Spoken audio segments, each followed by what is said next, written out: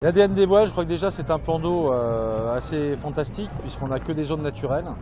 C'est une île maintenant qui est reconnue par son côté un peu lifestyle, détente, plaisir de la mer et plaisir de la terre. Et c'est tout simplement aussi une multitude de gens qui se sont greffés sur ce projet et qui ont fait que ce projet a pris forme, a pris corps.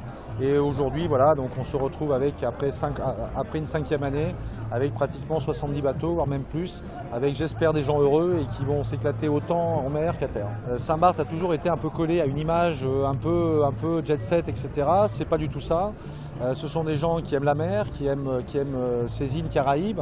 Et donc on souhaitait vraiment maintenir ce concept. Et d'autant plus qu'on a malheureusement un groupe très limité pour recevoir donc, ces bateaux. Donc on est obligé de limiter la quantité de bateaux. Et donc on a essayé de chercher véritablement à trouver un format où on va retrouver à la fois ce plaisir nautique et ce plaisir à terre en ayant si possible un plateau de qualité. Aujourd'hui les bateaux se renouvellent à pratiquement 30 à 40% tous les ans avec une progression de 10 à 15% par an. Et les gens commencent à comprendre que oui, on s'amuse à terre mais en même temps on fait vraiment du nautisme, on fait vraiment de la régate.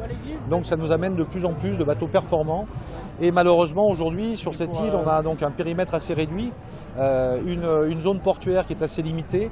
Donc on est obligé malheureusement de limiter le nombre d'inscrits, à terme tout du moins, pour ne pas rentrer dans un problème de sécurité, dans un problème d'affluence qu'on ne pourrait pas gérer.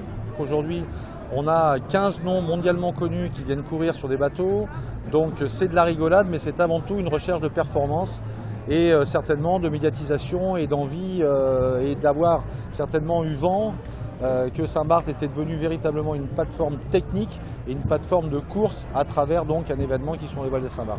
Saint-Barth est une île qui donne de son temps, qui donne de son esprit à travers les gens, à travers son endroit.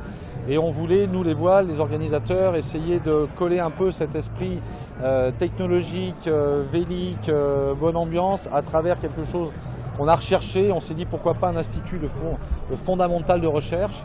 Et donc on s'est associé cette année, tout du moins en tant que parrain, à l'Institut ICM, qui aujourd'hui est le plus gros institut de recherche sur les maladies du cerveau et de la moelle épinière, qui a été fondé maintenant en 2000 par le professeur Saillant et Jean Todt et d'autres célébrités qui ont vraiment contribué au développement de cet institut, que l'on a contacté, qui ont compris le format entre leurs recherches et ce qu'on pouvait leur apporter en termes de donations ou choses comme ça, du moins dans l'esprit de la voile.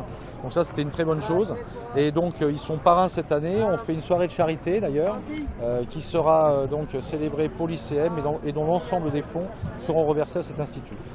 Puisqu'il faut savoir que l'ICM aujourd'hui, c'est quand même 27 000 m² au centre de la Salpêtrière à Paris, plus de 600 chercheurs, totalement concentrés sur ces maladies. Aujourd'hui, un malade sur 8 dans le monde est atteint de ces maladies-là.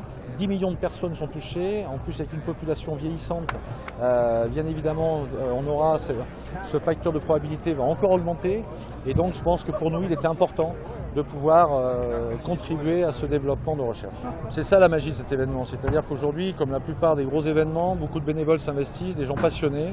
Aujourd'hui, on a démarré à 2 et aujourd'hui, nous sommes 120 à travailler jour et nuit pour que à la fois les marins, les gens à terre, donc tout ce qui se passe en mer et à terre se passe bien. Et là-dessus, voilà, la réussite de cet événement ne passe que par ça aussi.